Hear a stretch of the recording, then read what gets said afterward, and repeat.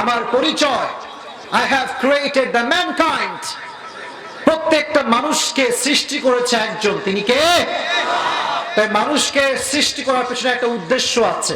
ওয়ামা খালাকতুল জিন্না ওয়াল ইনসা ইল্লা লিয়াবুদুন, আল্লাহ বলছেন আমি মানুষকে সৃষ্টি করেছি এবং জিন জাতিকে সৃষ্টি করেছি জাস্ট টু ওয়ার্শিপ মি, আমার ইবাদত করবার জন্য।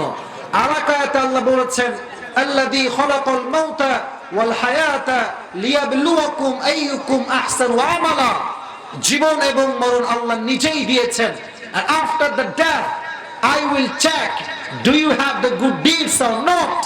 কবরে যাওয়ার পরে বাপের পরিচয় দিয়ে তোমার ছাড় পাওয়া যাবে না, নেতার পরিচয় দিয়ে ছাড় পাওয়া যাবে না, ঠিক না বলে? পীরের পরিচয় দিয়ে ছাড় পাওয়া যাবে না। অনেকে মনে করে আমার তালা বাবা ন্যাংটা বাবা আমারে বাঁচাবে, আছে না? আছে না? অনেক মহিলা দেখবেন মাজারে গিয়ে বলে বাবা একটা ছেলে দাও, বাবা ছেলে দাও। এরকম মেয়ে আছে না নাই? যেই বাবা নিজেই পেশাব করে পানি নেয় না, সেই বাবা কখনো কোনো পীর হতে পারে না। বাংলাদেশকে বাঁচতে হবে আমাদেরকে। এই সিলেটে আপনারা গেছেন? সিলেট বা নাম শুনছেন? আমরা গেছি সিলেটে। আরে আল্লাহ, মাজার গুলোতে কি যে অবস্থা ভাই, পুরো শিরকের আখড়া করে বসেছে এরা।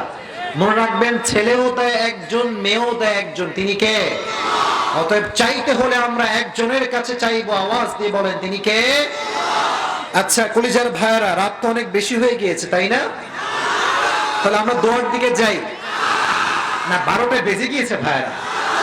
তারা তাকবীর দেন, লিল্লাহি তাকবীর।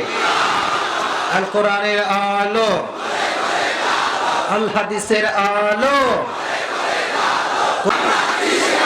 আলেম ওলামা যেখানে।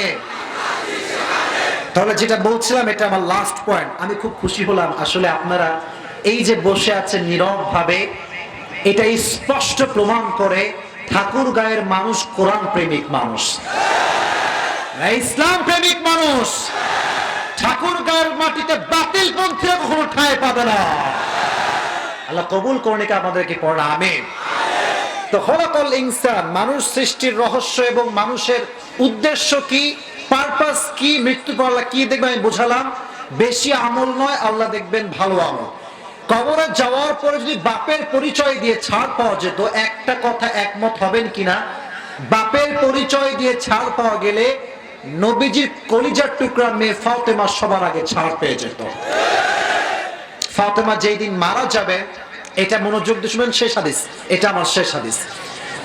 যেদিন তিনি মারা যাবেন, মৃত্যুর দিনে তিনি তার ঘরে বসে আছেন।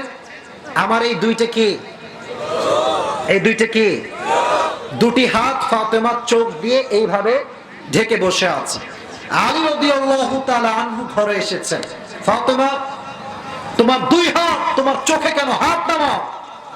হাত নামিয়ে দেখছে দুই চোখ বেয়ে বেয়ে পানি পড়ছে, অঝরে অশ্রু ঝরছে। ফাতেমা তোমার চোখে পানি কেন?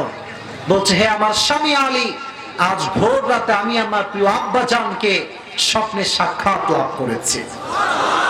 জোরে সরে পড়ুন সুবহানাল্লাহ।